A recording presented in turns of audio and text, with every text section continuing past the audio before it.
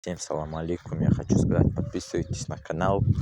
В данное время я не могу сделать красивый, хороший контент, но когда будет больше 200 тысяч подписчиков, я сделаю самый четкий контент в России. Я перебью контент Асхаба Тамаева, даже Бенгалби.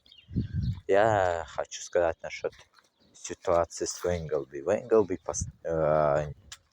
был задержан временно за укол, как некоторые говорят, в наркоту, употреблял наркоту.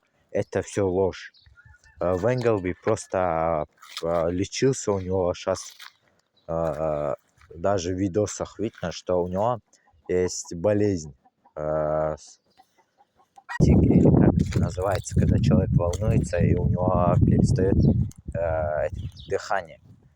Тяжелое дыхание становится. Но по факту тут Венгалби прав был, что он ничего не употреблял, просто некоторые в комментариях пишут туда-сюда, мол, Венгалби употреблял наркоту, туда-сюда курил. Такого не было, ничего. Он нормальный блогер, скорее всего. Его должны выпустить до разбирательства суда. Уже, наверное, суд провели, конечно, жалко блогер, но